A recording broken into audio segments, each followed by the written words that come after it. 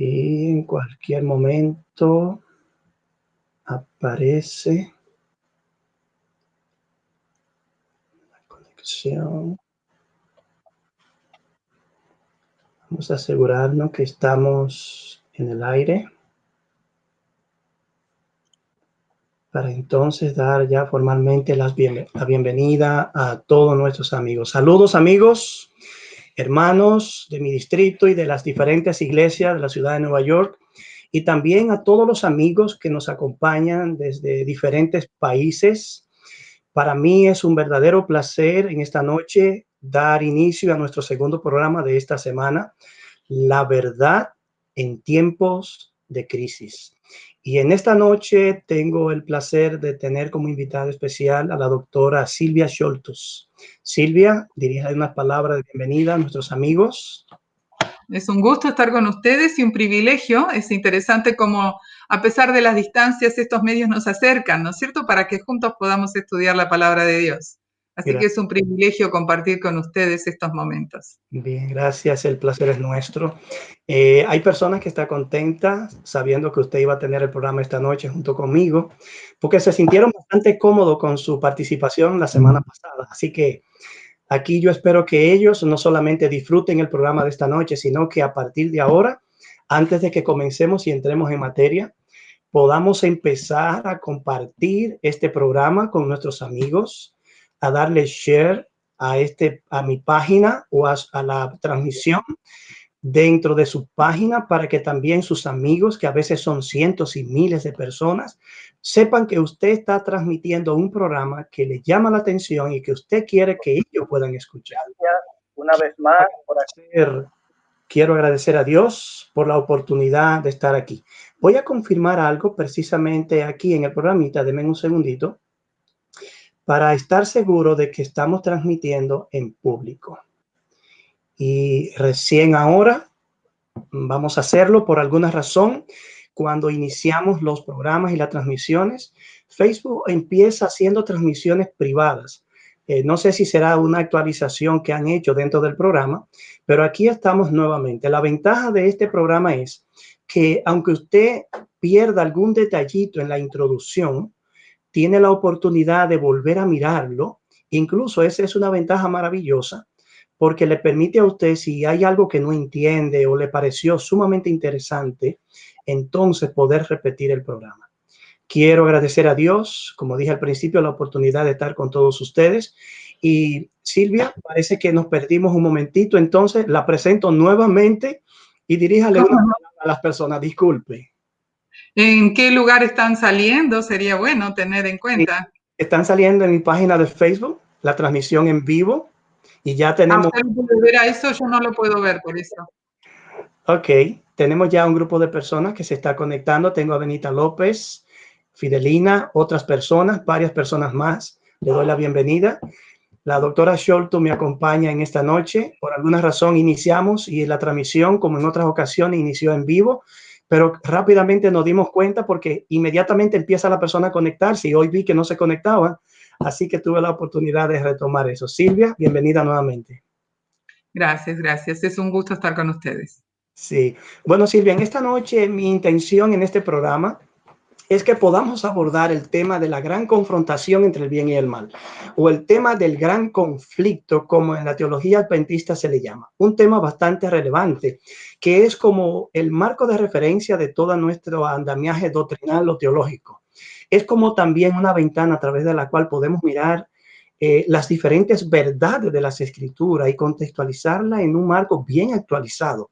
De hecho, según he leído, algunos eruditos fuera del ámbito teológico adventista están escribiendo sobre una gran confrontación. Analizan los temas de la Biblia a partir de la perspectiva de un gran conflicto entre la fuerza del bien y del mal.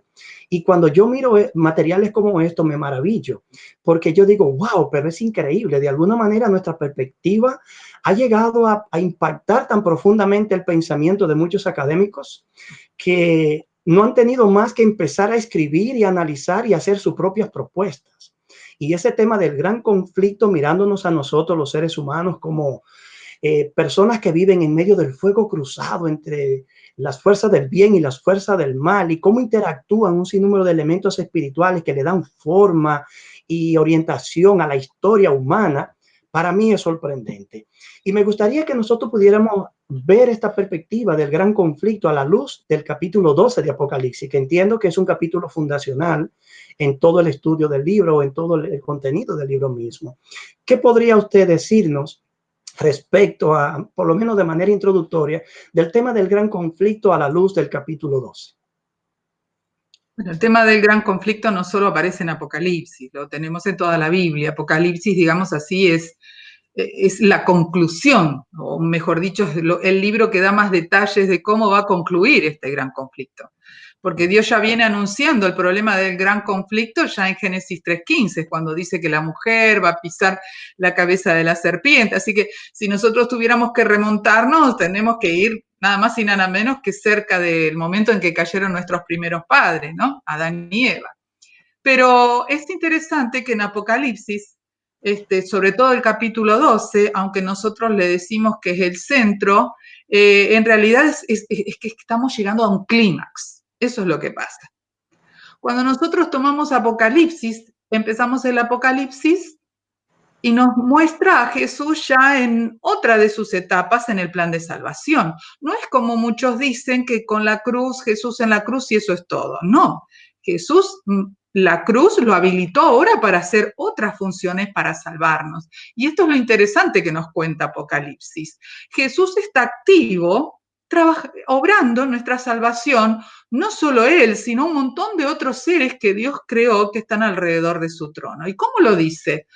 Lo dice en forma extraordinaria, contándonos con símbolos, porque los símbolos tienen una trascendencia interesante. Las palabras a veces en una cultura, sobre todo antigua, como sería si nosotros leemos desde nuestra perspectiva 2000 años después, puede que nos confundan.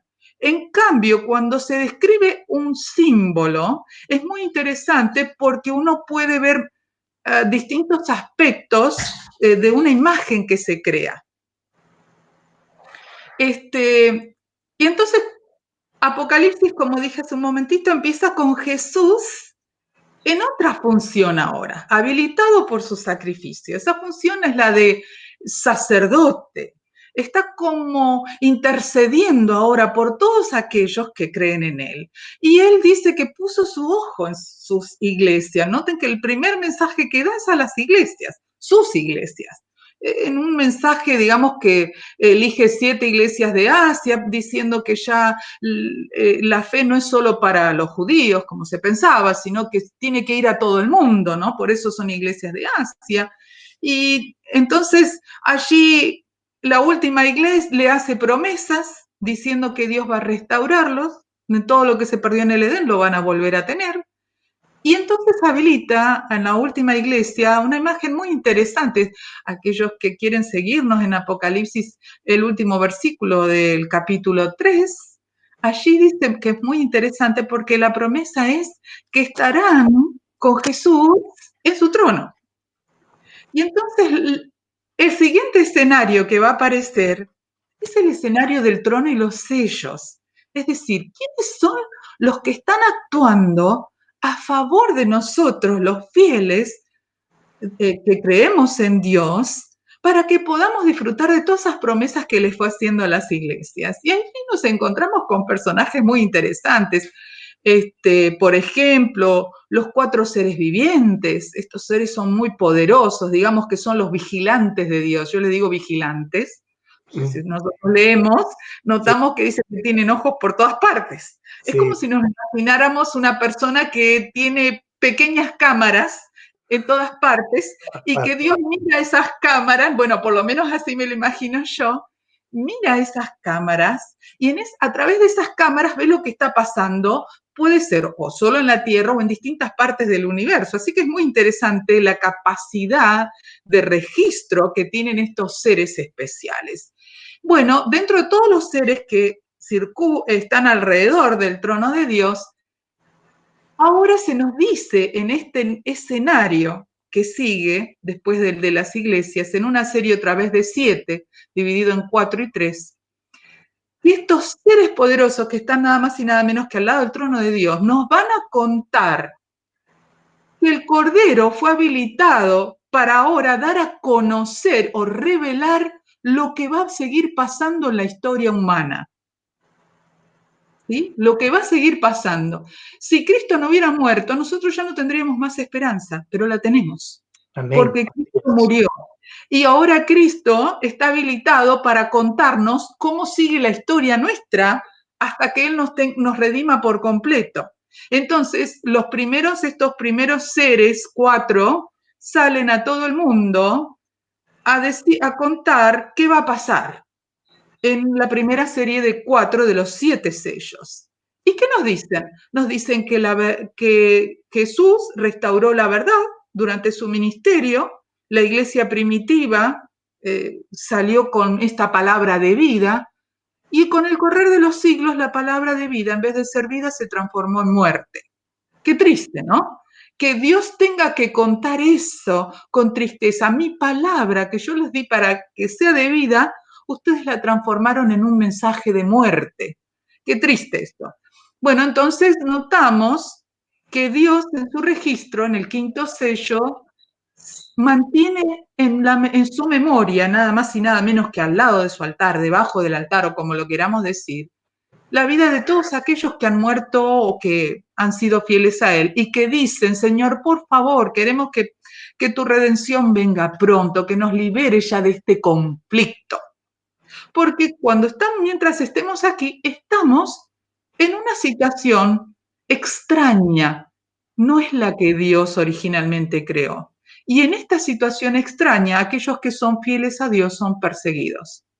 Aquellos que quieran encontrar la verdad se van a encontrar con obstáculos que pone el enemigo de Dios. Y esto se describe. Dice el Señor, yo vengo y voy a hacer juicio. Estos son los últimos 3 sellos. Voy a hacer juicio a quienes han hecho esto con mis fieles. Este es un mensaje de esperanza, por cierto.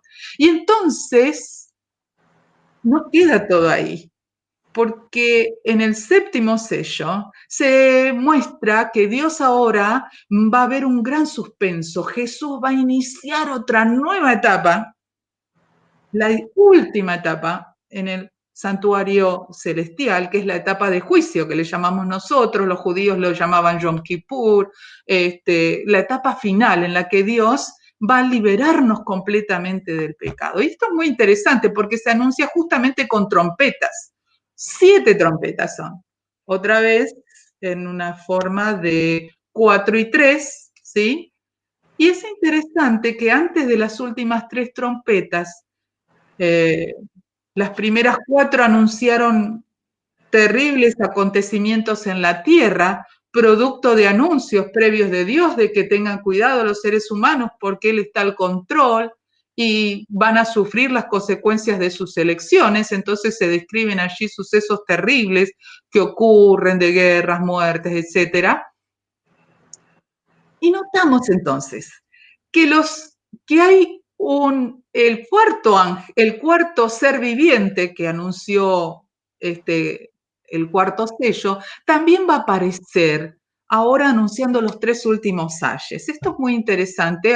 No todos los documentos han hecho un buen registro de este personaje, pero en realidad es muy interesante porque justamente el ángel que anuncia que un periodo en la historia en donde el proceso de comunicación de la palabra de Dios va a ser de vida a muerte, en un proceso horrible, ahora me está diciendo que en los últimos 3 ayes va a ser terribles, es decir, que me está anunciando un periodo similar de acontecimientos.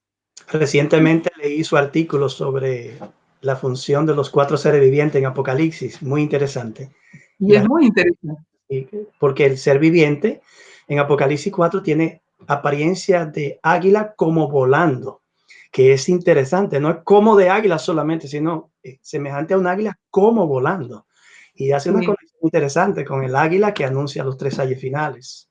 Bueno, lo que pasa es que esa es la traducción. En realidad, si nosotros fuéramos al idioma original, que es el griego, lo digo para todos, la terminología es el aeto petomenum, que sería águila en vuelo. Ese es el nombre que tiene. Y allí también en Apocalipsis el capítulo 9, cuando vuelve a aparecer antes de los últimos 3 ayes, otra vez dice aeto petomeno, así que no podemos confundirlo, es el mismo que apareció antes, así que no hay confusión. Ser viviente. Sí, claro, es el cuarto ser viviente. Y entonces aquí nos está describiendo un periodo de conflicto terrible otra vez. Y la séptima trompeta aparece justo en un momento donde hay una alabanza especial en el capítulo 11, porque Cristo está tomando la función o la tarea nueva que se le otorga en esta siguiente etapa, ¿sí? Donde dice, Dios ahora va a hacer juicio porque va a venir a destruir a los que destruyen la tierra, es decir, a los que destruyen su creación. Y nosotros ahora estamos admirados de cómo en un pequeño tiempo en el que todo el mundo tuvo que quedarse en su casa, es como que la naturaleza está feliz porque no les estamos haciendo tanto daño, ¿no? Así que el Señor dice que Él viene a destruir a aquellos que decidieron destruir la tierra. Qué triste que nosotros nos hayamos olvidado de toda esta bendición que Dios nos ha dado en este planeta. Pero hace algo más esta séptima trompeta, habilita el siguiente escenario, que es justamente en el que nos queremos introducir, que es el de Apocalipsis 12. Doctor, Entonces, sí. Vamos a hacer una pausa aquí por algunas cositas y mantenga su idea para que continúe con Apocalipsis 12. Hoy el tiempo es suyo. Yo estoy para aprender. Hay alguien que preguntó ¿dónde Nani Otano pregunta dónde encontramos esa definición de la doctora Silvia Pastor Héctor Delgado? Vamos, dígame dónde esta persona puede buscar este documento y si se le dificultara a esa persona, pues hágame llegar a través de Messenger de Facebook un mensaje para yo mandarle el artículo. Pero doctora, ¿podría decirle dónde podrían encontrar ellos esta información? Sí, ha sido publicado en varios lugares. Yo le puedo mandar a usted para que comparta con la audiencia, no sé si en forma de mensaje o cómo se puede hacer esto. Envíeme el mensaje por WhatsApp ahora, si puede, o por como les resulte más fácil, que no le vaya a interrumpir la comunicación. Sí, yo le mandé por chat, no sé si usted quiere copiar y ponerlo, sí. no sé si le ha llegado. Entonces, de esa manera, la gente tiene acceso a distintos links.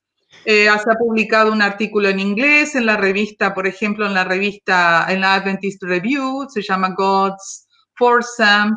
También ha salido en español en la revista que publica la Universidad Adventista del Plata, Dabar Logos, que es más, no es un poco más exegético el artículo allí, y después tienen artículos en español, ¿no es cierto?, en distintas revistas. Así que ahí le puse los links para que los hermanos puedan acceder. Lo envió al chat de... Sí, de Belín. Ok, perfecto, perfecto. Cualquier eventualidad, la persona que hizo la pregunta me puede enviar un mensaje de texto por Messenger de Facebook a mí personalmente y yo le estaría enviando el link del documento. Doctora, tenemos algunas personas que han estado entrando. Quiero dar la bienvenida a Donaldo Ramos, a Naira Soltero, Javier Durán, Milka Espinal, a Neude Trinidad, Nani Otano, que hizo la pregunta, Joan Camilo VII, eso de la República Dominicana. También tengo por ahí a Juan José Faña de la República Dominicana, tío de mi esposa. Tenemos muchas personas visitándonos. El número está subiendo de las personas que van entrando. Quiero decirle que si quieren formular alguna pregunta, pueden hacerlo. La estaríamos proyectando. Por ejemplo, esta pregunta de Nani la voy a proyectar en la pantalla. En algunos segunditos va a salir para que puedan mirar la pregunta que ella hizo. Y también más adelante, cualquier otra pregunta que quieran formular, pueden hacerla. Quizás antes de terminar o mañana, en el caso particular que estuve tratando un tema en el día de ayer, una persona hizo 2 comentarios y entiendo que esos comentarios ameritan una pequeña observación, una opinión por lo menos, porque vi la intención como de compartir alguna información. Así que mañana, cuando yo esté predicando nuevamente y antes de iniciar mi tema, ahí yo voy a comentar eso. Doctora, entonces usted ha estado contextualizando la visión de Apocalipsis 12. Ha introducido un elemento muy importante y es el elemento de certeza a través del juicio. Hay mucho sufrimiento en la historia humana. sufrimiento que viene como causa de múltiples razones, enfermedades, persecuciones, actos de intolerancia, malas medidas políticas, gobiernos autoritarios, genocidios, guerras, y aún mismo esta situación que estamos viviendo ahora, que se presta como toda otra circunstancia adversa para conjeturas, teorías conspiratorias, pero realmente vemos que en Apocalipsis Dios va desenmarañando, como dando a conocer, porque Apocalipsis es eso, precisamente una revelación. Es que Correcto. quitar un velo que oculta algo, entonces dejar que la persona pueda ver lo que estaba oculto por el velo. Entonces, ahora que llegamos a Apocalipsis 12, vamos a mirar que Dios realmente no está de brazos cruzados allá en el cielo. Dios ha estado muy activo. Tiene inteligencias celestiales poderosísimas que están a su servicio, aparte de los millones de ángeles que menciona su palabra y que están interactuando. Y para usar la fraseología de Jacob en Génesis, suben y bajan por una escalera que topa el suelo, pero topa también allá arriba el cielo donde Jehová Dios está reinando. Entonces, entremos a Apocalipsis 12 con esa contextualización que usted hizo. Y bueno, como decía, la séptima trompeta nos introduce ahora en otro escenario. Y este escenario vamos a notar que no está formado por una serie de 7, está formado por una serie de 3. Si nosotros pudimos entender que las otras series eran 4 y 3, los últimos 3 siempre el número 3 nos indica propósito. Y en estos propósitos, por ejemplo, tanto los sellos como las trompetas anunciaban juicios. Y aquí estamos en pleno anuncio en el capítulo 12, en este escenario que habla de los 3 sellos, que van desde Apocalipsis, el capítulo 12, hasta los primeros versículos del capítulo 15, tenemos allí los 3 sellos. Estos 3 sellos van a empezar a interactuar y definidamente nos van a estar diciendo por qué Dios tiene que iniciar sus juicios finales. Entonces, ¿cómo lo va a empezar? Y bueno, allí nada más y nada menos que, si ustedes tienen sus Biblias a mano, pueden ir leyéndolo, se van a encontrar con que está una primera señal donde aparece una mujer con características que se describen, ¿no es cierto?, vestida de sol y demás, que representa al pueblo de Dios a lo largo de los tiempos. Este pueblo de Dios, de este pueblo de Dios, mejor dicho, Dios va a dar a luz a su hijo, ¿sí?, que le decimos a Jesús. Y vamos a notar que aparece otra señal. Esta otra señal es nada más y nada menos que, como lo describen los versículos de Apocalipsis 12, el gran dragón, la serpiente antigua, ¿no es cierto?, que se llama Diablo y Satanás, que fue arrojado del cielo junto con todos aquellos que se rebelaron del gobierno de Dios. Por eso, ¿por qué se llama serpiente antigua? Y porque es el mismo engañador que engañó a nuestros primeros padres, que aparece en Génesis 3, como una serpiente en un árbol. Entonces, le quedó esa ilustración y ese nombre, pero no quiere decir que tiene una cara de serpiente, una forma de dragón, como muchos lo pintan. Todo lo contrario. Es un ser hermoso, porque es uno de los seres hermosos que Dios creó para que estuvieran alrededor de su trono. Entonces, ahora, lamentablemente, el hecho de que se distanciara de él lo va a ir transformando, pero igual sigue siendo hermoso y tiene luz. Por lo tanto, algunos pueden llegar a confundir y pensar que el diablo es un ser todo rojo con una cola por ahí, un tridente, no sé, lo pintan de tantas formas. A Satanás le gusta que lo representen de esa manera, porque las escrituras Pero por supuesto, que se disfraza, fácil engañar.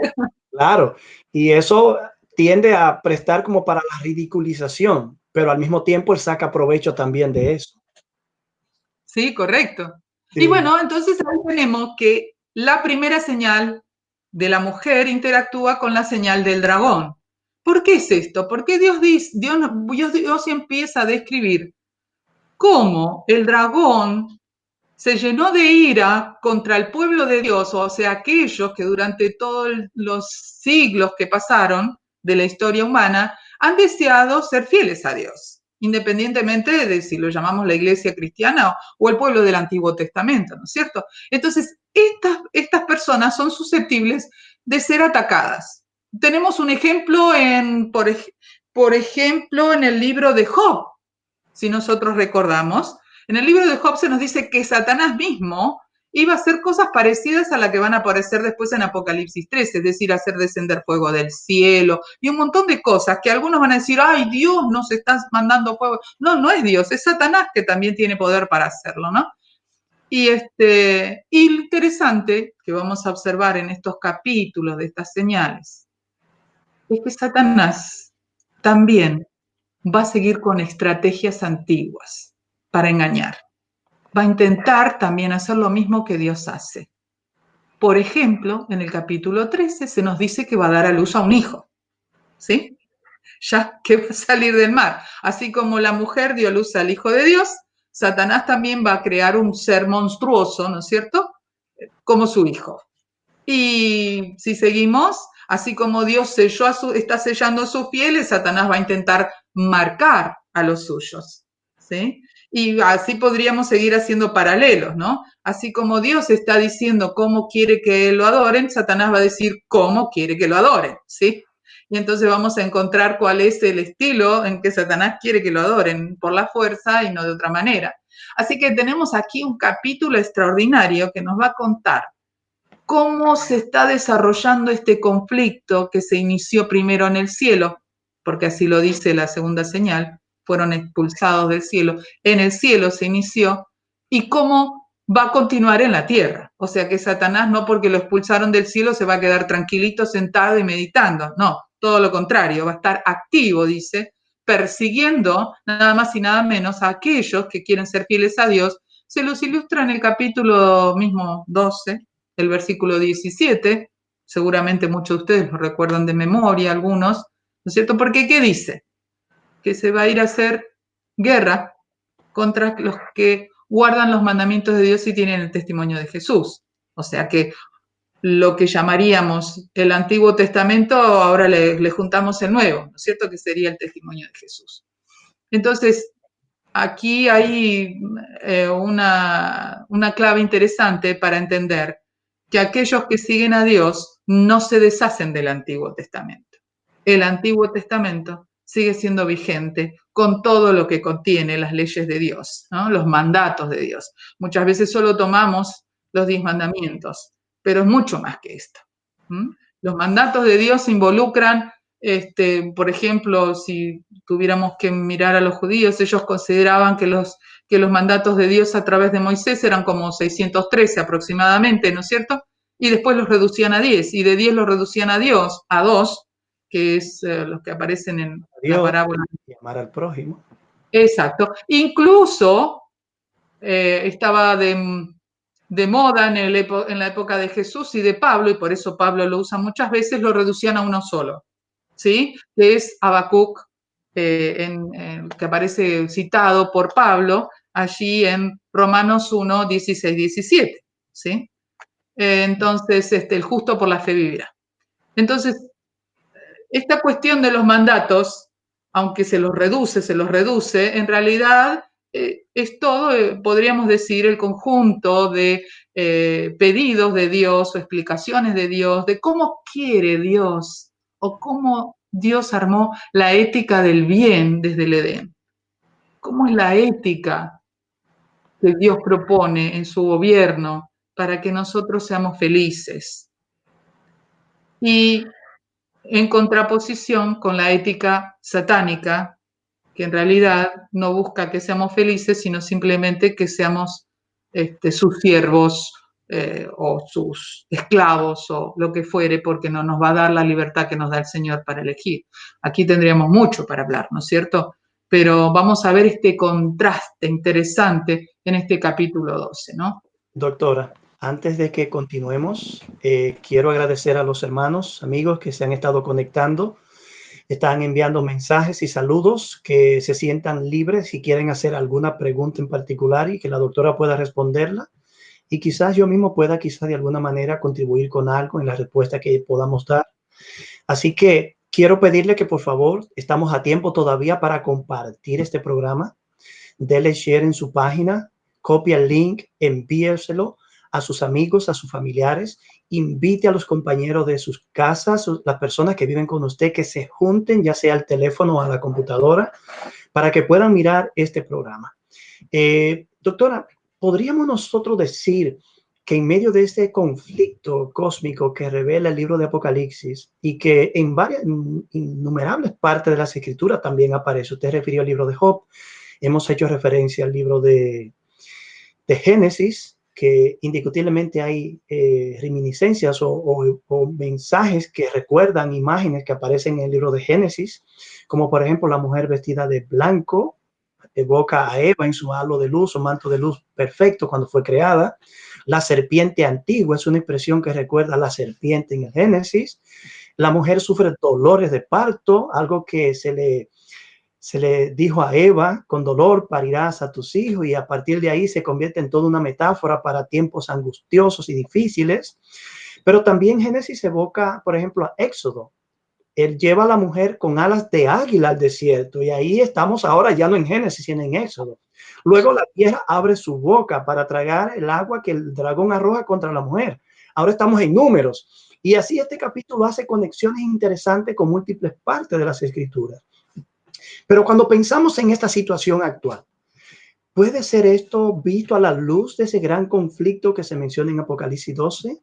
¿Puede Apocalipsis 12 dar algún mensaje esperanzador, transmitir alguna idea a las personas que ahora están angustiadas, que sufren temor, pánico, ansiedad, y que entienden que aunque hay personas que se están desesperando? Si usted ve la noticia, aquí la gente se está desesperando, están presionando a las autoridades para que abran el gobierno, la ciudad, los centros de diversión y todos los lugares.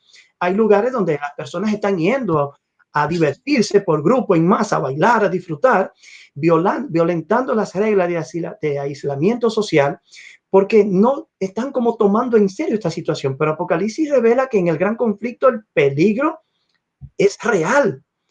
Hay fuerzas poderosas que están tratando de destruir todo, y los seres humanos de alguna manera no ven esa realidad. ¿Podemos hacer alguna conexión con esta descripción de Apocalipsis 12?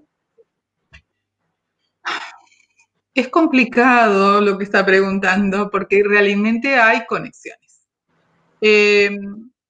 La conexión que podemos entender aquí es que estamos en medio de un conflicto.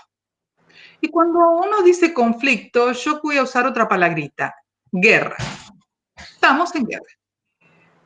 Guerra entre el cielo y fuerzas celestiales. Yo recuerdo cuando Elena de White escribió El conflicto de los siglos, ella lo llamó con un nombre particular, más largo que el que conocemos. Un autor, antes que ella, había sacado un comentario de la Biblia y había escrito el conflicto de los siglos, o algo así, el conflicto entre Dios y los seres humanos. Y Elena de White cambió el título, puso un título diferente. Ella, a propósito, puso su título El conflicto cósmico entre Dios y sus ángeles y Satanás y sus ángeles. O sea que no involucró a los seres humanos. Dios no tiene guerra con nosotros. Dios está en guerra contra los seres poderosos que Él creó y que se revelaron en el cielo. Y que vinieron a parar aquí justamente los seres humanos, en un engaño caímos, y Dios fue tan misericordioso que dijo: yo voy a asumir la culpa de la caída de ustedes. Pero bueno, nosotros también tenemos responsabilidad por no haber creído en Él, o sea, nuestros primeros padres, ¿no es cierto? Entonces, pero aunque Dios asumió esa responsabilidad, también está haciendo algo para eliminar, ¿no es cierto?, esa situación y volver a restaurar las cosas. No obstante, estamos en medio de una guerra, y en una guerra hay bajas, y gente que sufre, y gente que muere, y gente que pasa por un montón de situaciones difíciles, y tenemos que entender, si nosotros podemos captar lo que nos presenta Apocalipsis, y por eso lo dice Apocalipsis 13, que no importa, yo muero acá, porque esta no es la última que pasa. Si yo creo en Dios, no importa mi vida aquí, sino la vida que Dios me está prometiendo, como prometió a las iglesias desde el comienzo. Es decir, aquí todos vamos a morir. Mientras Dios no venga, todos morimos. ¿Sí? Antes o después nos toca pasar por la muerte. ¿Cómo vamos a morir? Si en buena manera, en mala manera, todos morimos. ¿Sí? Algunos por ahí un poco más suave y otros en forma más dramática. Así Pero es. todos pasamos por la muerte. Antes, vuelvo a repetir, o después. Por lo tanto, angustiarnos es en vano. Porque está bien, claro, nuestro sentimiento de autopreservación, que fue lo que llevó incluso a Adán y a Eva, sobre todo a Adán, a caer finalmente, de autopreservación, quería preservar la vida de Eva y también él, a mentir y a caer, ¿no es cierto?, finalmente en las garras del enemigo. Entonces, si nosotros caemos en el sentimiento de autopreservación, como dice Jesús, en vez de ganar nuestra vida, la vamos a estar perdiendo. El que quiera ganar su vida, en realidad la va a perder, si hacemos elecciones incorrectas. Por eso el llamado de Dios en los siguientes capítulos es, por favor, que hagamos decisiones correctas. Y nos da toda una idea de cómo se va a desarrollar el mal. Cuando nosotros, imaginemos lo siguiente, cuando nosotros elegimos mirar una película, generalmente al principio, por lo general, ya uno sabe quiénes son los actores principales y más o menos tiene una idea aproximada. Si es una película, por ejemplo, vamos a hablar de una película romántica, una comedia, ya sabemos, este es el actor principal, esta es la actriz principal, van a terminar juntos. De que uno lo ve, uno dice, ese es el galán. Ese es el galán, esa es la actriz, bueno, van a terminar juntos. Ya lo sabemos en el comienzo, ¿o no lo sabemos? Sí, lo ¿Por sabemos. qué seguimos viendo la película? Oh, queremos disfrutarla.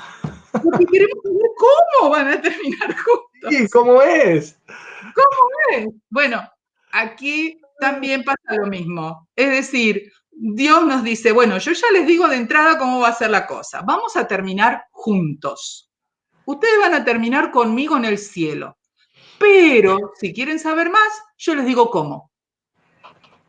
Y entonces ahí tenemos todo el desarrollo de Apocalipsis, porque Dios le encanta darnos explicaciones de cómo Él nos está salvando. A mí me encanta, porque yo lo veo a Dios, no un Dios ausente, un Dios lejano, ¿no? Sino un Dios que está interviniendo con todos los poderes que Él creó, con todas sus fuerzas, con todo lo que tiene a su disposición, y más aún. Tenemos el inmenso privilegio de que nos incluya como sus colaboradores en este proceso de dar a conocer quién es Él realmente y qué es lo que está haciendo para salvarnos. Hasta que Él termine con su juicio. Y ese juicio puede ser más inminente a lo mejor por acontecimientos que podemos estar viendo y a lo mejor podemos interpretar que puede ser lo que estamos viviendo en la actualidad, de que realmente eso es posible y es factible que lo que se esté describiendo en Apocalipsis 3 y 14 realmente pueda ser así. Hace unos años o un poco tiempo, unos meses atrás, ¿quién se hubiera imaginado que íbamos a hablar del nuevo orden mundial? Que iba a haber personas, ¿no es cierto?, que estén pensando que tenemos todo el mundo, todo el globo unido iba a tener que hacer como una especie de parate, ¿no es cierto?, para no trabajar. O sea, se están dando cosas que en otras ocasiones decían, no, esto nunca va a pasar, esto es impensable. Podemos, Bueno, podemos decir que si nos hubiesen descrito esta situación como la estamos viviendo ahora, 6 meses antes, posiblemente nosotros hubiésemos dicho en medio del ajetreo normal de la vida, no juegue. Eso no encaja con la realidad que estamos viviendo. no, Pero no va a pasar. O eventos de sea, esta, diríamos eso, no, eso no va a pasar. eventos de esta naturaleza nos muestran a nosotros que las fuerzas del mal tienen un poder destructor muy grande y que las eventualidades humanas y las medidas sociales y políticas que en el mundo imperan pueden ser transformadas, cambiadas y alteradas en poco tiempo. Y asimismo puede llegar la crisis última a nuestras vidas en la que se va a decidir el destino eterno de nosotros en fracción de semanas, meses, y de pronto el mundo está arropado en una crisis. Y si nosotros no hemos contribuido, cooperado, consagrado nuestras vidas a Dios, o hemos hecho de Dios nuestro amigo, nuestro guía y director, difícilmente vamos a estar como siendo uno de esos que está saliendo a la calle desafiando el orden ahora sanitario, pero que en un futuro será un orden religioso quizás, que al oponerse a él y formar partido del lado equivocado, posiblemente entonces queda atrapado en lo que usted mencionó ahorita, la marca de la bestia. Bueno, y no nos olvidemos que hablando de las 3 señales, solo hablamos de 2 porque llegamos hasta Apocalipsis 12. Pero si avanzamos, tenemos ahí un paréntesis de nuevo, que es el capítulo 14, que nos va a decir cómo Dios está obrando intensamente para que todos conozcan qué es lo que tienen que hacer antes de que se vengan sus plagas. Porque el momento en que empiezan a caer las plagas de Dios, que es la tercera señal, que después se abren las copas de la ira, se dan más explicaciones de cómo son esas plagas, tenemos allí un periodo de tiempo en el que tenemos que tomar decisiones, como usted comenta, Pastor Delgado. Es importante. Y hay una autora que me gusta mucho, que es Elena de White, que ella es muy clara y ella dice en un libro que justamente titula El conflicto de los siglos, ¿no? Que en el tiempo final, nosotros tenemos que pensar que lo único que vamos a poder atravesar por ese conflicto es aquellos que estén bien fundados en la palabra de Dios. Porque no hay otra cosa, es la palabra de Dios. Y no es que yo le tengo que tener miedo a estudiarla, todo por el contrario. Dios se complace en contarme cómo hace las cosas y a la vez, como dice el apóstol Pablo, en darme entendimiento. Es un placer para Dios. Hablemos de placeres y entendamos que para Dios esto es un placer, darme entendimiento. Así que yo me puedo arrodillar, orar y el Señor me va a dar entendimiento. No tengo que tener miedo a tomar la palabra de Dios. Y voy a empezar a sentir ese gustito especial que me va a llevar a pedir más y más y más, ¿no? Bueno, yo tengo desde el año 1990, con ese gustito, como dice usted, que no hay un día que, yo no diría que un día no me quede en la cama unas horas extra, pero aún cuando me quedo es peleando con ese gustito que quiere conectar con un estudio, una revisión de un material, una investigación, algo que me está trabajando y que no descanso hasta que no me siento conforme con la explicación que tengo. Y la palabra de Dios es como su misericordia nueva cada mañana. Doctora, yo quiero hacer una pausa aquí para retornar un poquito atrás. Usted dijo ahorita que alguien antes de Elena de White publicó un material. Yo quiero compartir el nombre de esa persona y el año en el que el libro fue publicado. Y algunos, Muy bien, gracias. sí, como Pásale a las contribuir con la personas. información, porque quizás algunos se queden pensando, pero ¿quién sería? Sería bueno saber. En 1858, H.L. Hastings escribió un libro titulado, yo lo voy a traducir del inglés al español, La gran controversia entre Dios y el hombre, sus orígenes, su progreso y su final. Esa es la traducción, mi traducción al título. Y estaba basado precisamente en el anuncio de Jeremías 25:31. El Señor tiene una controversia entre las naciones.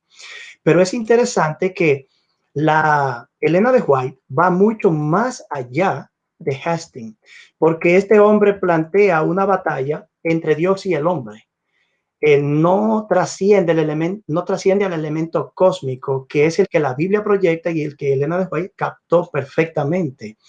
Él no reveló ningún concepto de controversia cósmica entre Cristo y Satanás, de hecho, no lo refiere, con implicaciones supernaturales que afectan la seguridad del universo. Tampoco describió cómo esa controversia afecta las diversas teorías de la salvación. No la conecta, por ejemplo, con la cruz para decir ese detalle. Él recapituló la historia sombría de la humanidad. Estoy leyendo una nota ahora. Y destacó la filosofía y la historia y que ellas no pueden darnos la solución apropiada al largo y continuo furor de la tierra, su incesante estrépito de guerra, conmoción y luchas. Y un último pensamiento, la causa de los continuos y prolongados problemas humanos en la tierra que la humanidad enfrenta ha negado de parte del hombre la lealtad al Rey del cielo.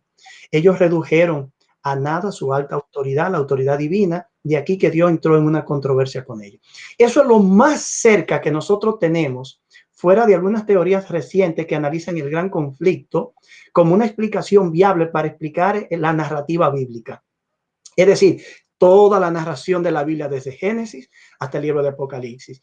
Pero este hombre apenas puso un dedito en el tema, pero a través del espíritu de profecía el Señor expandió esta temática, este concepto, esta idea, esta doctrina, y ahora nosotros podemos ver a la luz de este gran conflicto cómo interrelacionan tantos elementos que de pronto pueden ser atribuidos a Dios. Hay personas que dicen, esto es un juicio divino, es un castigo divino, pero eso entra dentro del tema del gran conflicto, porque realmente no podemos ver a Dios como un Dios caprichoso al estilo Dios griego o Dios romano o Dios cananeo, que los antiguos le atribuyeron sus propias pasiones a sus deidades, de manera que todo lo negativo que ocurría lo veían como un arranque de ira de sus deidades. Entonces había que hacer hasta sacrificio humano para calmarlos, innumerables sacrificios y cosas para que se tranquilizaran y volviera la paz.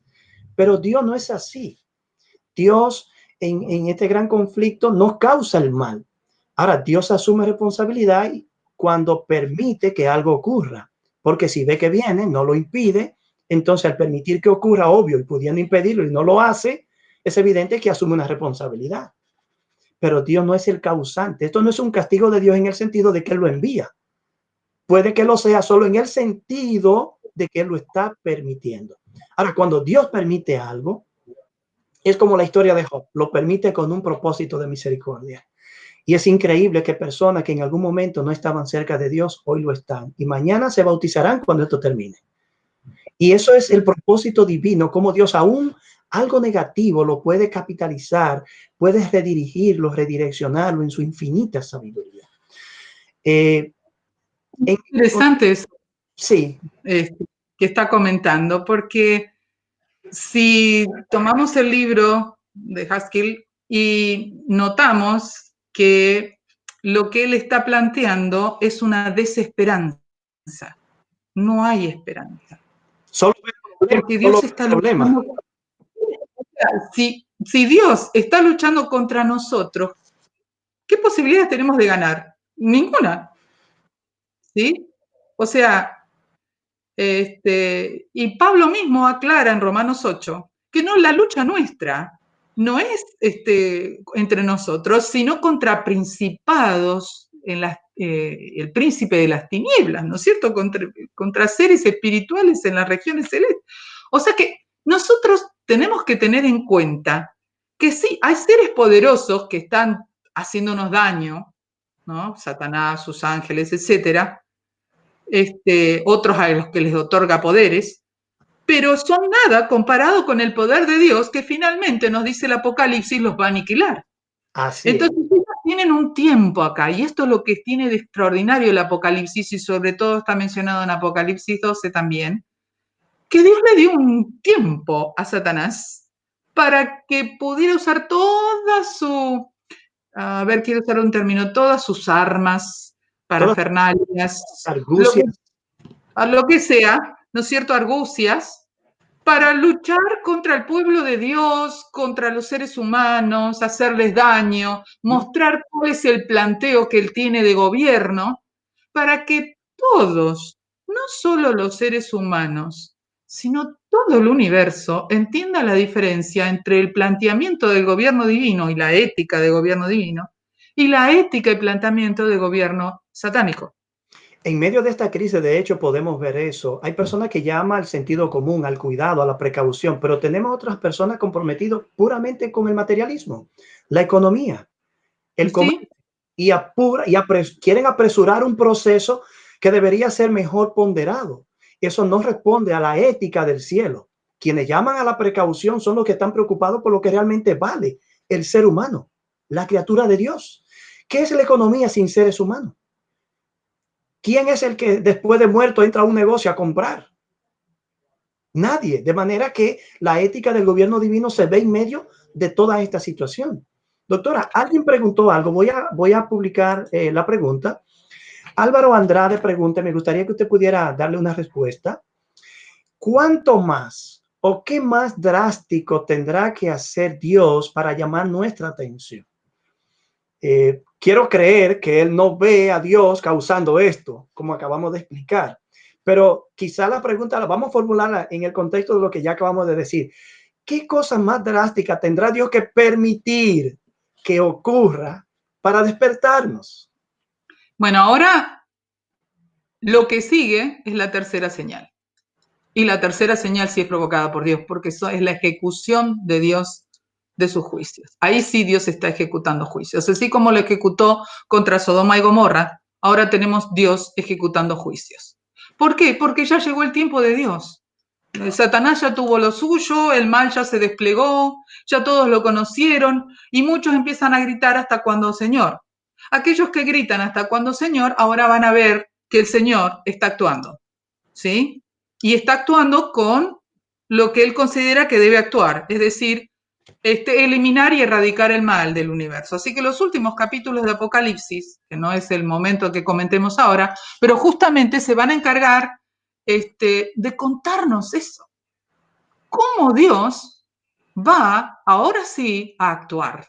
Ya no va a estar dejándonos que hagamos lo que queramos y que suframos las consecuencias de nuestras decisiones. No, va a actuar como lo hizo en el tiempo del diluvio, porque Dios actúa. Va a actuar como lo hizo en el tiempo de Sodoma y Gomorra. Es decir, va a ejecutar sus juicios. Y cuando Dios ejecute sus juicios, va a ser obviamente, como dice las plagas, que van a caer sobre aquellos que han sido los que han engañado, los que han hecho daño, los que han maltratado al pueblo de Dios, porque Dios viene a buscar a sus hijos. Y esto es un mensaje de esperanza. Si no lo es, no sé qué sería, ¿no es cierto? No sabemos qué será. Sí, pero la realidad es esta. Dios va a actuar. Y va a actuar con toda su fuerza. No tenemos que pensar que Dios va a No, ser, y aunque va a actuar y en manera en que nosotros decimos, ay, qué terrible, Dios va a estar destruyendo. Sí, Dios va a estar destruyendo y para él dicen los mismos evangelios, o la misma Biblia, es una obra extraña. así es, el libro de Isaías. Porque Dios crea y su tarea, lo que a él le gusta hacer es crear, no destruir. Y Por preservar eso, lo creado. y preservar lo creado. Por eso el hecho de que él tenga que destruir lo que creó, Aunque sea una pequeña porción de su vasta creación, sí, es algo extraño. Es una cuestión extraña para él, porque fíjense ustedes qué interesante. En este proceso en el que estamos, Dios también está experimentando algo nuevo, porque nunca antes ocurrió en el universo. Y nos dice eso también Hebreos el capítulo 2, donde dice que Él mismo en Cristo se perfeccionó mediante el sufrimiento. Y no nos olvidemos que el primero en sufrir en el universo fue Dios. Porque él tuvo que sufrir el rechazo, el maltrato de los propios seres creados que había creado con amor y cariño, otorgándoles poderes increíbles, haciéndolos felices y dándole todo, y son los que se rebelaron contra él. Y me estoy refiriendo a los ángeles. Así que Dios sufrió muchísimo eso, trabajó por mucho tiempo intentando, ¿no es cierto?, de diferentes maneras de convencer a estos seres inteligentes de que estaban errando en el criterio con el que los juzgaban. Pero bueno, la cosa terminó como ya conocemos. Así que Dios fue el primero que sufrió. Y ahora se sigue perfeccionando en el sufrimiento para que entendamos que Él no es ajeno a eso. Qué extraordinario, porque cuando nosotros pensamos en el poder que Dios tiene, que como dice David, es más grande, que ni los cielos de los cielos lo pueden contener, es más grande que su creación. amén, Que amén. no sabemos cómo es Él de grande, porque estamos hablando de Dios. Ujú. Nos ponemos a pensar, podría haber hecho un trick con los Sí, dedos. Se terminó todo, empezamos de cero. ¿Y quién se enteró? Yo solo. Pero pero eso no va con su carácter. realmente no. Imagínese Dios tener que cargar por la eternidad restante de su existencia, que es para siempre, la sombra de un pensamiento de que no hizo las cosas como debían ser hechas. Si es angustiante para nosotros sentido de culpa, quizás para Dios eso hubiese sido un sentido de culpa, pero un Dios santo como nuestro Dios no puede actuar tomando el camino, el atajo o el camino más cerca. Dios sufre desde un tiempo inmemorial. Mire, yo tengo una idea dentro del poquito de locura que todos tenemos. Yo creo que esta cae dentro de ese. Y yo sé que usted también puede que tenga su poquito de locura. Pero mire, yo pienso que cuando Dios, que todo lo sabe, fue a crear a este ángel poderoso, maravilloso, para coronarlo como un querubín cubridor de alas desplegadas, como dice la Reina Valera 1977, y colocarlo en la responsabilidad de ser el ángel que revela su voluntad a los mundos no caídos, de permitirle a él, como dice el deseado de toda la gente, ser el ángel que alcanzaría un conocimiento mayor de su revelación y carácter. Si había uno que no debía revelarse, era él. Pero finalmente, si había uno que podía revelarse y dañar tanto como ha dañado, era él. Pero yo digo que cuando Dios fue a impartir el aliento de vida a este ser, Dios emitió un suspiro antes de exhalar. Y fue el conocimiento de que este ángel, aunque podía tomar la decisión correcta, un día tomaría la decisión incorrecta. Creo que cuando creó a Adán, Dios exhaló el mismo suspiro. Es esta la criatura que me va a arrastrar a mí. Pero a mí me llena el corazón de gratitud y a veces me ha sacado lágrimas también pensar que aunque Dios pudo visualizar el futuro, vio lo que venía, él lo hizo y actuó y dándole libertad plena a sus criaturas, porque el amor es así, no puede crear de otra manera. Y al dar esa libertad, Dios asumió un riesgo inmenso y luego sabiendo que él iba a ser arrastrado primero. De manera que Dios viene sufriendo desde un tiempo cuando nosotros ni siquiera nos imaginábamos que el pecado iba a existir. Yo pienso por eso que la perspectiva bíblica del descanso divino, Dios es su reposo, su descanso, pienso que es justo que nosotros descansemos y la creación, dice Pablo, quiere entrar en el reposo de los hijos de Dios. Yo pienso que también es justo que Dios descanse, porque solo un ser con un corazón tan puro puede amar tanto y sufrir tanto como nosotros no somos capaces de hacerlo. Doctora, hemos llegado prácticamente al final, tenemos unos 3, 4 minutos, podemos tomar unos minutitos más. Alguien hizo una pregunta que creo que no encaja mucho con lo que estamos hablando, pero en lo particular a mí no me gusta pedirle a las personas que hagan preguntas y de pronto ignorar las preguntas o no notarla o no responderla. Usted sabe que en este contexto muchas personas pierden sus seres queridos, van al hospital y quizás no lo vuelven a ver. Hoy me enteré de un hermano por el cual estamos orando, que su hijo hoy pudo hablar con él a través de la cámara, de videoconferencia en su teléfono. Y es doloroso no poder mirarlo, porque no es que no quiera o no vaya para no infectarse, es que el hospital no lo deja ver. Claro. Y si esta persona muere, quizá bajo el virus actual, no lo va a ver la familia. El hospital va a tomar decisiones. Entonces, yo no creo que eso ocurra, como dice uno, así, a lo loco, sin criterio alguno, pero algunos no han vuelto a ver sus seres queridos. A veces lo que le entregan es la ceniza y algunos ni la ceniza. No se sabe a qué nos enfrentamos. Alguien pregunta, la excremación, ¿cae dentro de la perspectiva cristiana? ¿Es correcto? ¿No es correcto? ¿Qué usted podría decirle a esta persona que formuló esa pregunta? Voy a ver aquí si la consigo. Sí, la voy a colocar para que ella vea que no cambiamos la pregunta que hace. ¿Qué podríamos decirle a esta persona en un contexto como este? La Biblia dice, polvo eres y el polvo volverás. ¿De qué manera? ¿Más rápido? ¿Menos rápido? No hay problema. Vamos a hacer polvo, ¿sí? Si el polvo lo van a hacer los gusanos con nosotros por ser tan así Sí, descriptivamente porque feo, una descripción cruda. o si lo va a hacer el fuego, es indistinto. Son cenizas igual. Es nuestro polvo, ¿sí? Que queda. Y eso no debería preocuparnos. ¿Saben? Yo me imagino algo muy interesante y si me permite, y tengo unos minutitos, lo describo.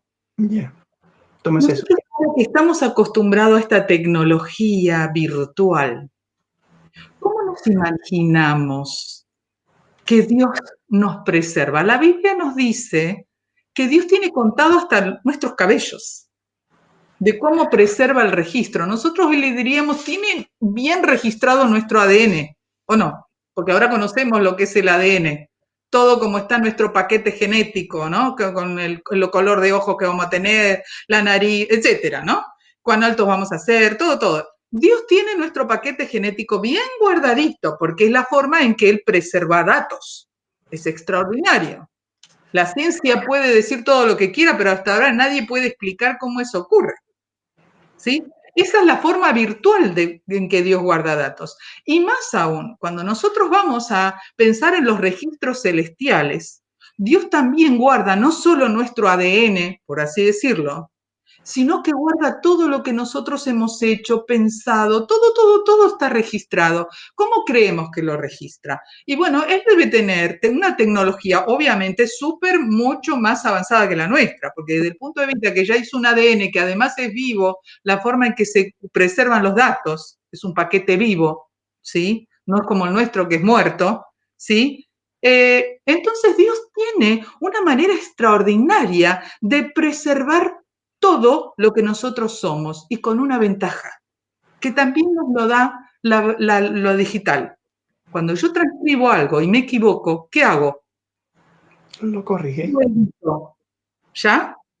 Bueno, en este momento, cuando nosotros le damos al Espíritu Santo, lo habilitamos para que obre en nuestras vidas, estamos habilitando a Dios para que edite nuestros defectos. Amén. Gloria a Dios. Entonces, ¿qué va a hacer Él cuando nos resucite? Nosotros usamos la palabra resurrección, pero a mí me gusta usar la palabra reimpresión. Nos va a reimprimir desde sus archivos virtuales para hacernos y mejores, editados por el Espíritu de Dios y por la habilitación de la sangre de Cristo. Así que nosotros ahora tenemos una posibilidad de comprender cómo puede ser esto mucho mejor que los antiguos, ¿sí? Porque Dios realmente tiene una capacidad para guardar los registros que es superior a la que nosotros tenemos. Imagínense el acervo que guardamos ahora humanamente de libros y demás, que está todo en Internet. Es increíble. Hablamos de otra que terabytes, más de terabytes, ¿no es cierto? Ya no me acuerdo cómo se dice, es la siguiente medida, ¿no? Pero Gigabyte, creo que gigabyte, no sé, algo así. no, gigabyte y después viene el terabyte. Sí, Y es después del terabyte ya no sé qué más viene, ¿sí? Pero es interesante porque supera los terabytes. Obviamente, porque no sé cuántos terabytes habrá en este momento en el mundo, ¿no es cierto?, de preservación digital. Y interesante, porque Dios solo va a preservar aquello, ¿no es cierto?, que sea importante y valioso para nosotros, modificado por la gracia de Dios. ¿Por qué? Porque nosotros se lo dejamos, porque Dios no va a actuar sin que nosotros le dejemos. Por eso está deseoso de que nosotros lo habilitemos. Y cuando nosotros lo habilitamos, eso hace Él. Nos edita para que cuando nos reimprima, seamos más lindos, mejores y no nos falte nada. Amén, gloria a Dios. Diríamos, doctora, que voy a fusionar el concepto de la resurrección y su descripción de reimpresión. Dios nos va a reimprimir resucitándonos. Correcto. Y además, no tenemos que tener miedo cómo es que morimos. Si con nos esparcen nuestra ceniza en un lado, un pedazo nuestro en un lado y otro pedazo en otro, no importa. Nuestra identidad. Dios no nos va a resucitar del polvo que se perdió en la tierra, nos va a resucitar de otra manera. La Biblia lo dice de esa manera porque es la manera en que podía, para mí, llegar a las mentes de esa época, ¿no es cierto? Porque no le podía estar hablando como nosotros de virtualización ni ninguna cosa de esta, ¿no? Indiscutiblemente es así, porque si Moisés hubiese vivido en este tiempo, escribe los libros que escribió en una laptop o en una computadora. No hubiese dependido de tinta rústica con quién sabe con qué en la mano para escribir en un rollo que podía perecer rápidamente. Libros en las escrituras, que son los registros, evidentemente es un registro divino que Dios lleva. Alguien puede decir, bueno, Dios me conserva en su mente. Bueno, Dios conserva cosas de nosotros también en registro. No por Él, sino por la forma en la que Él hace la cosa y por lo claro que quiere que quede. Doctora, ¿qué podemos decirle a nuestros amigos que nos escuchan? 100 y pico de personas tenemos mirándonos y sé que son muchos más cientos de personas que están mirando esto. En medio de esta situación y de un gran conflicto como el que vivimos, hemos descubierto que hay esperanza. Hemos descubierto que podemos estar confiados en nuestro Dios. Que en medio de esta situación angustiosa, aunque el mal tiene un poder para destruir sorprendente, increíble, Dios no está de brazos cruzados. Usted habló de Apocalipsis 14, que muestra que Dios está actuando activamente. Y es interesante que eso está representado allí, la acción divina, por 3 ángeles. Y son vistos en el cielo. Pero realmente esa obra se está ejecutando en la tierra. ¿Por qué se ve en el cielo si ocurre aquí? Es por lo mismo que la mujer es vista en el cielo, pero lo que ocurre en Apocalipsis 12 está ocurriendo en la tierra. Es como Dios ve a su pueblo. Estamos sentados en los lugares celestiales, el ámbito, la esfera donde nosotros pertenecemos. Es algo que viene de Dios, que es originado por Dios. No puede ser visto en otro lugar. Pertenece a Dios, al ámbito divino. Y eso da esperanza. Y ese mensaje requiere una respuesta. Y esa respuesta tiene que ser una decisión correcta.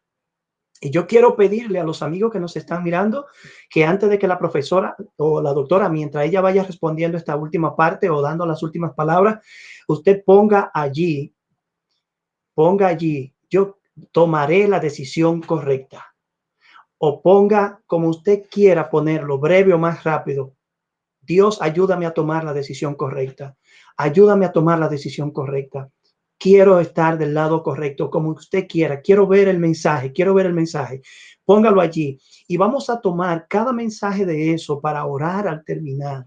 Y cada una de esas personas, si no lo puede escribir, dígale a alguien que domine el teléfono, ponme ahí, quiero a tomar la decisión correcta. Cuando Dios me hable, quiero escucharlo. Cuando me llame, quiero responder. Cuando me pida, sígueme, quiero irme detrás de él inmediatamente. Doctora, ¿qué podemos decirle a las personas que aún en medio de la esperanza que estamos proyectando sienten miedo, angustia, dolor, temen que el mal sea tan poderoso que cegue su vida, la de sus hijos, la de su familia? ¿Qué podemos decirle? Es complicado cuando nosotros tenemos amenazada nuestra vida, pero si día a día vamos tomando esta decisión que usted le está pidiendo ahora Está a los que nos yendo escuchan, es rápido. las pequeñas decisiones que vamos tomando son las que nos van a ayudar a tomar la mayor decisión. Nosotros vemos que muchos mártires no tuvieron problema, algunos quedaron registrados. Miran, ustedes me pueden matar ahora, ¿sí? Pero este cuerpo no es el que sirve, ¿sí? A mí el que me interesa es el que viene, el reimpreso, el que está libre de pecado, el que no tiene defectos. Ese es el que me interesa. Y entonces yo creo que lo que más podemos hacer en Apocalipsis es mirar de qué manera Dios dice, sí, va a pasar todo esto, pero yo estoy contigo. Va a pasar esto, pero yo estoy contigo. Y hay una cosa que Dios hace en Apocalipsis y que a veces no lo destacamos tanto. Dios sabe lo que está haciendo el enemigo antes que lo haga y no Amén. lo está sintiendo. Así es. Gloria a Y Dios. entonces, ¿quién puede hacer eso en una guerra? Nadie. Son Nada. estrategias que se juegan a ver cómo, o mandan espías a ver si logran entrar en el campamento enemigo.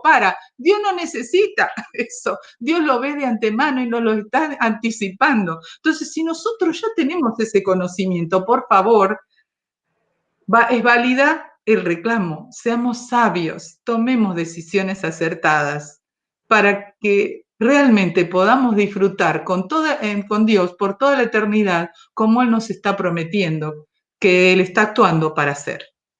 Doctora, voy a proyectar este pedido. Marilyn Reyes es como mi madre también. En algunos años ocupó esa posición porque con ella y su esposo yo conocí al Señor.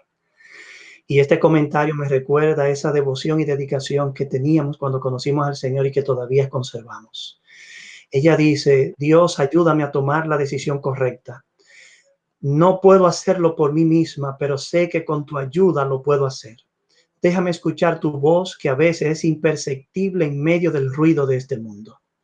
quiero decirle, mi querida Marilyn, y a todos los demás que están subiendo estos mensajes llenos de palpitante emoción, que soy de los que creo, no sé si esto se entenderá mucho, pero creo que el silencio de Dios en algunos momentos es el mejor discurso que podemos recibir de parte de Dios.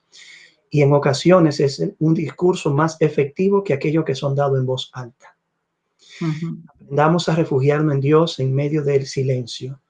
Quizás es una invitación para escondernos en nuestros aposentos hasta que pase la indignación, basado en Isaías 26:9. Y luego entonces salir con la seguridad de que Dios está ahí y que como vio que el peligro venía, nos los avisó con anticipación y aún no lo haya hecho. Si no nos avisó, envió junto con el problema la salida y preparó una vía de escape para nosotros.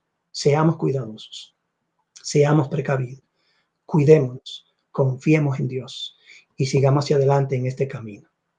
Doctora, quiero pedirle que pueda tener una oración para que despidamos este programa. Mil gracias.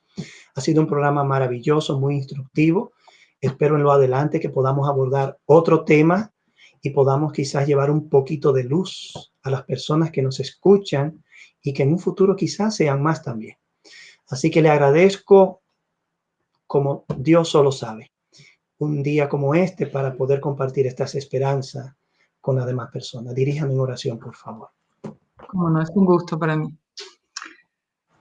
Querido Señor, estamos agradecidos porque tú nos amas a tal punto que estás con nosotros en cada situación que enfrentamos. Aunque a veces no te veamos, Señor, aunque a veces no te oigamos, tú estás. Sabemos eso porque tú nos has prometido que esta vida no es todo, sino que hay algo más allá. Y que Amén. podamos sentir y creer que realmente tú nos amas porque nos estás anticipando todo lo que va a pasar y lo vemos en muchas formas que cómo se despliega ante nuestros ojos. Enséñanos, Señor, de tal manera a amar tus caminos, que Amén. sigamos en ellos todo el tiempo. Y, Señor, perdona, porque todavía erramos, todavía tenemos criterios incorrectos. Te rogamos que tú afirmes nuestros pasos, que nos concedas de tu espíritu para que podamos ver de qué manera tú hablas a nuestras mentes y corriges nuestras imperfecciones. Amén. Danos la fuerza que solo viene en Cristo. Lo pedimos en su nombre. Amén. Amén. Al despedirlo a todos, les recuerdo que mañana estaré tratando un tema respecto a la relevancia de la profecía en la experiencia del pueblo de Dios, como una luz que guía el sendero, trayendo esperanza, dirección y certidumbre. Pasado mañana miércoles estaré teniendo un conversatorio como este, pero nuestro invitado especial será el doctor Hermes Tavera, así que le invito para que mañana, el miércoles, el jueves estaré teniendo otro tema y el viernes tendremos al doctor Héctor Urrutia desde Chile. Estará también compartiendo un interesante conversatorio con nosotros. Así que no se pierdan los programas que restan. Mantengámonos orando y manténgase pendiente al horario para compartirlo. Que el Señor le bendiga. Doctora, un placer y muchas gracias. Igualmente, un placer.